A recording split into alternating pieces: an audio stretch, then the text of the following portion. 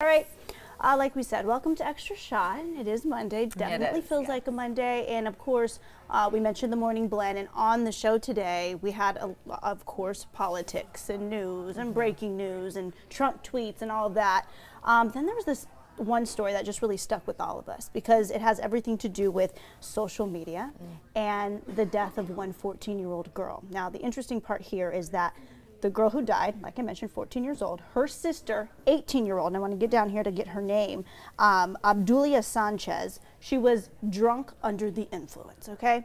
Or driving, rather, I would say that, driving under the influence, aka she was drunk. She got into a crash, all of this while streaming live on Instagram. When she got into that crash, two 14-year-olds were in her back seat. Like I mentioned, one was her sister, both thrown from the vehicle.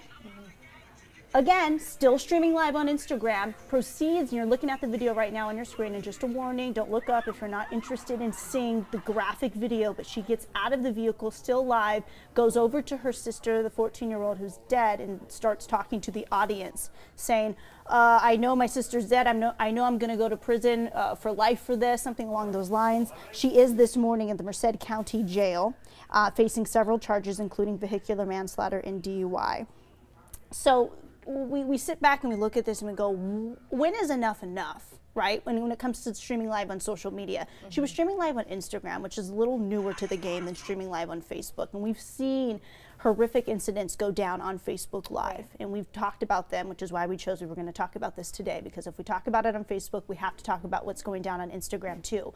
Because these videos, yes, you're live, you feel like you have an audience, you know you have an audience because you see the numbers, you feel like you need to, I guess, stream everything now, even the death of your own sister. I mean, what we were appalled by is when she gets out of the car, doesn't put the phone down for 1 second, gets her angles right, and her dead sister is next to her. Well, one thing to keep in mind is that according to authorities, she was under the influence. So that might have impaired somewhat of her thinking in that moment. Maybe she wasn't registering exactly what happened.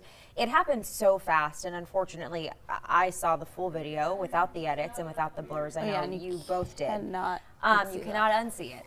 But it did happen so quickly that you have to think she just must not have been all there. And authorities said she was under the influence of alcohol, I believe.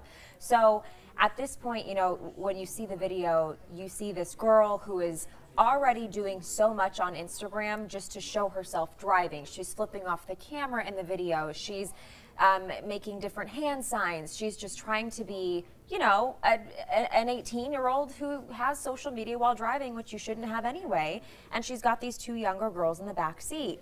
And you wonder, why is she going live anyway? What was the purpose of the live video? Well, what's the purpose live in the first place? That's right, and that's where my mind went, is why did she even have her phone out? What goes into the mentality now that we have to be streaming every single thing we do before the crash?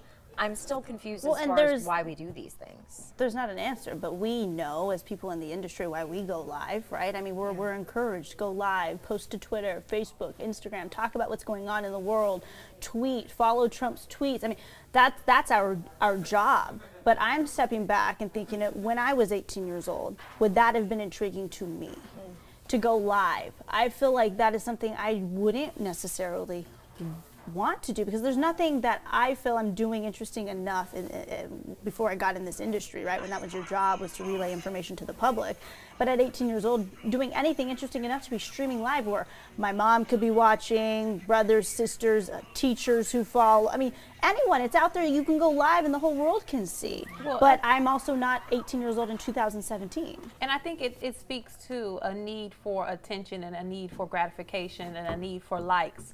When we were younger, we didn't have social media, but we still wanted some form of acceptance, because at the end of the day, it's probably what it comes down to as acceptance. You wanted your peers to accept you. You wanted to be involved in a crew. You wanted to belong to something. Some people didn't really care about that as children, but a lot of kids do. And then now you add that with social media, and you add that with this this fetish and this obsession with beauty and always looking good, and even little girls seeing in real time celebrity peers of theirs getting plastic surgery and doing the most on all social media platforms and getting money for it and getting these famous boyfriends and all this attention and all this celebrity and all this popularity.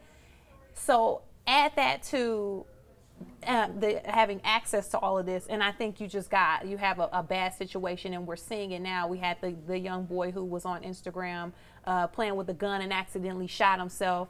So there seems to be a void that I think the conversation is beyond, because we talk a lot on here about how old is too old to have social media, and should there be like an age limit, and should certain people have access to live and not. But after seeing this, I think the conversation is, why do you feel the need to be liked, or do you need attention that bad to the point where you will live stream yourself while your sister's dying? Like, what part of kids, like, what is it? Like, what is it with kids where they feel like they have to do everything and do the most? Is it a self-esteem issue? But I think you answer the question in the same breath by naming all of those things that they're seeing, and they want, it goes back to, like you mentioned, wanting to be accepted. So I think we can ask that question all day long, and we can get the answer, or they as in teenagers can, and adults too, can say that's not why I do it. I do it because it's made available by these social networks. If Facebook Live and Instagram Live didn't exist,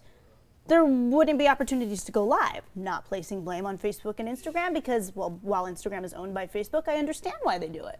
It's a business, right?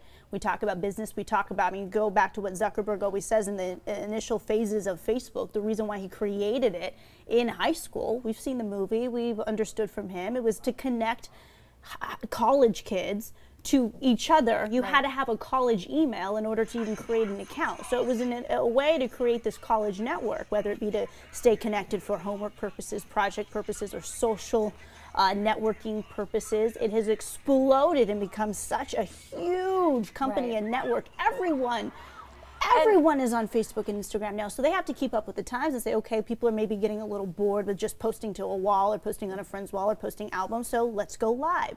But it goes back, for me, the conversation is, what is Facebook and Instagram going to do about this? You can't, go ahead.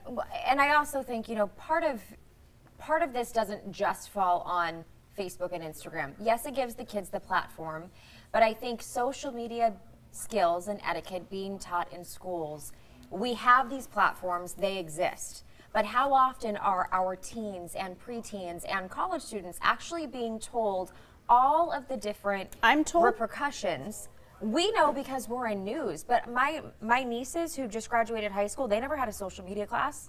They were never told. They were never told what could happen if you're on Instagram while you're driving, and then look what happens to this girl. I almost think there needs to be a class that shows all of the bad things that can happen on social media as a way to lead by example, and to say, look, take responsibility. If you're going to have this tool, here's how you can use it in a good way. Here's how it can really harm you too. I think that that's important.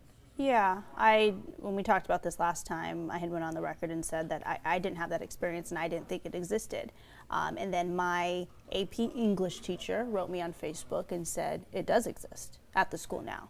I've been out of school 10 years, high school, and she goes, we do have a program. We are doing things, but it's like any other class a kid takes at that age, and especially when it comes to a teacher sitting there and talking about social media. Why do we teach sex ed?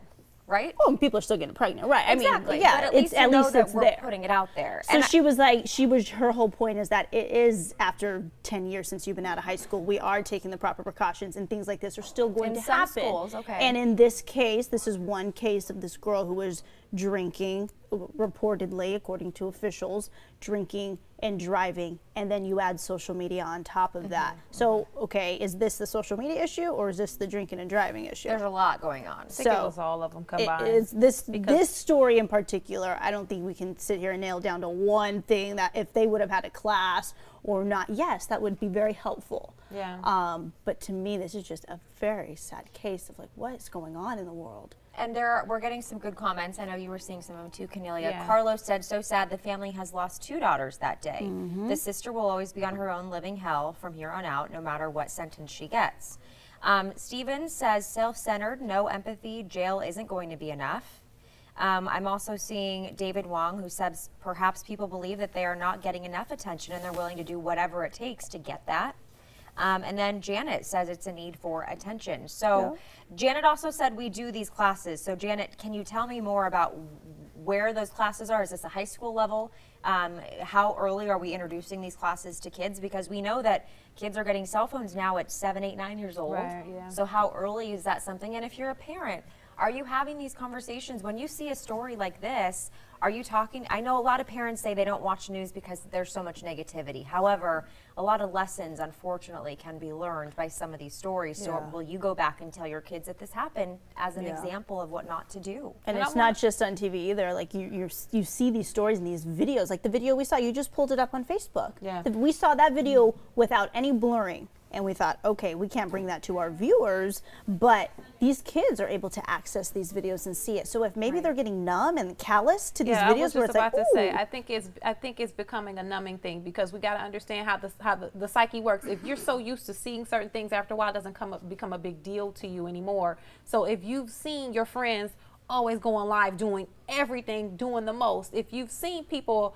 hurt themselves on online, if you if you see people being shot or being harmed constantly, it does something to your brain and it does something to you emotionally. So to me, seeing this young girl get into the accident and still have her Facebook or her Instagram going live, not even calling the police or calling for help, to me, there was a numbing factor. And yes, she may have been under the influence of alcohol or drugs, who knows, but there was a lack of empathy and there was just a lack of something missed in that. So yes, social media is getting out of hand, but I really think it comes down to self-esteem and self-awareness with these kids, and I don't know what we can do about it. And Janet wrote back and said elementary. So Janet, I'm going to reach out to you a little bit later, and I would love to continue that conversation and maybe do a story on what sort of social etiquette is being taught to kids at an elementary school level. I would love to know